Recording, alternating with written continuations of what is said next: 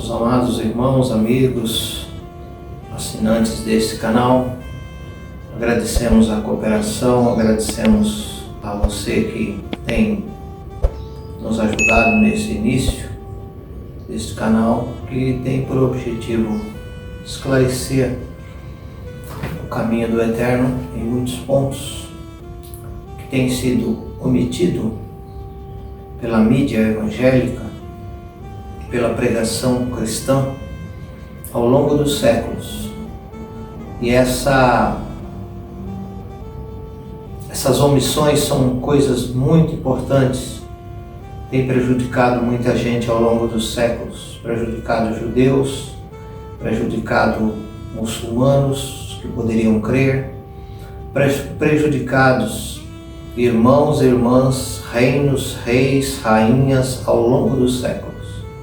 Muita confusão, muita briga, muita luta, muita disputa político-religiosa poderia ter sido evitada se muitas dessas coisas tivessem sido entendidas e praticadas conforme o próprio Evangelho, o Evangelho daqueles discípulos simples do passado, hoje em dia chamado de primitivos, espécie de homens das cavernas da fé cristã.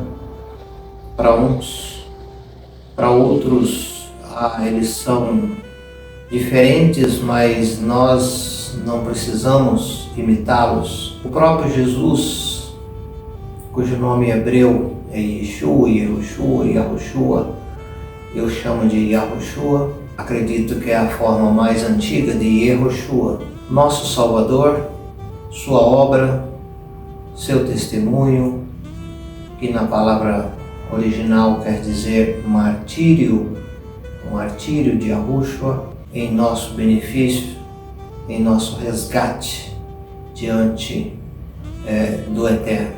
Nós temos a intenção de abrir aqui diante de vocês muitas versões bíblicas, Não temos uma Bíblia única, definitiva. Essa aqui é a King James atualizada. Não faz muito tempo que foi lançada. Temos aqui uma Bíblia hebraica. A Bíblia hebraica é comumente chamada entre os cristãos de Velho Testamento. Também um termo bastante conotativo, um termo bastante pejorativo, Obviamente que se a nossa fé depende de algo que está velho, que passou, que não existe mais, isso é realmente lamentável que muita gente entenda desta forma. As escrituras, essas aqui, eram as únicas conhecidas lá no início. Não existia no início, já de cara, evangelhos, epístolas. Isso foi surgindo como comentários, principalmente comentários dos ensinamentos de nosso Salvador, comentários dos profetas e principalmente comentários, exposição a respeito da Torá, que na verdade são 5 primeiros livros da nossa Bíblia: Gênesis, Êxodo, Levítico, Números e Deuteronômio. Justamente nesses 5 livros, toda a base da Escritura, todo o alicerce foi lançado. Depois nós temos o período da nação de Israel, que surge a partir do chamado de Abraão, Abraão vivia na terra chamada de Caldeia ou Babilônia, e ali ele foi tocado pela presciência do Eterno, que já o conhecia. O Eterno chamou para fora daquela condição, e o comissionou, mostrou a ele as suas promessas, e Abraão mostrou ao Eterno a sua fidelidade também. E a partir dali nós temos o povo da fé. Então Abraão é chamado de pai da fé. Ainda não era a Torá, a lei, mas eles viviam de acordo com a revelação que eles tinham recebido.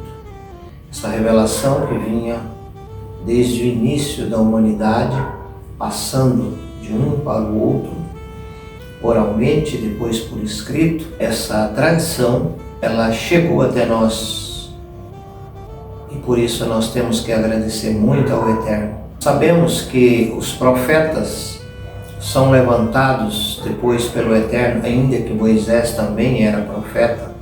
Na verdade, o profeta maior da primeiro pacto, né? Os pactos, na verdade foi mais de um pacto, antigos, dependiam de Moisés. A partir de Moisés, nós vemos a nação de Israel e a sua queda e levantamento. Queda e levantamento. Queda, um profeta ou mais de um eram enviados para levantá-los.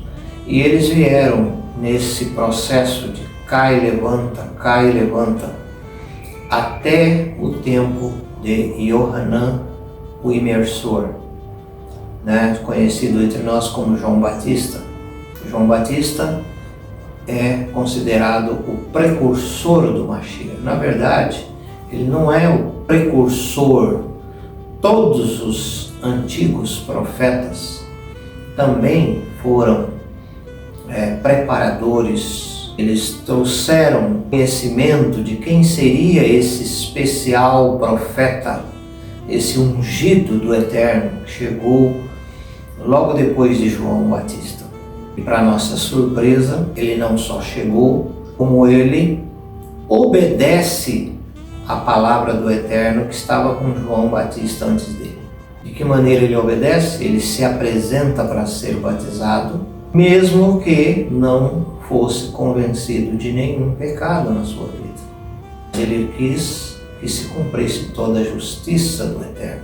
E a partir do momento em que ele é batizado, ele recebe a unção do alto.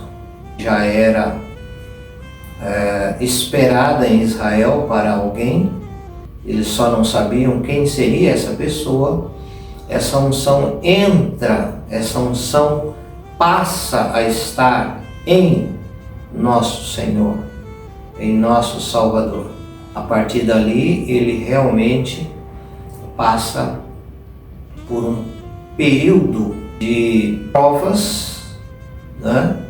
Ele passa por um período em que ele enfrenta pessoalmente o adversário. O adversário nós conhecemos como Satanás, Satã, o diabo e outros nomes. Ele, a partir do momento em que ele vence, em que ele subjuga toda a vontade do inimigo, ele agora passa a pregar o reino de Deus, o reino do Eterno. Por quê? Porque sem você subjugar o seu adversário, você não tem como fazer com que ele seja expulso das outras pessoas. Então, o nosso Salvador, já em função dessa vitória sobre o adversário e também pela unção que estava nele, que ele chama de o dedo de Deus, né? Pelo dedo de Deus ele expulsava Satanás, Satã, das pessoas possessas, das enfermidades ligadas ao pecado, e há muitas enfermidades ligadas diretamente ao pecado. Nós cremos, irmãos, que ele então passa a ser o ungido. E nesse momento em que ele é ungido, o Pai se manifesta, dizendo que ele era seu filho.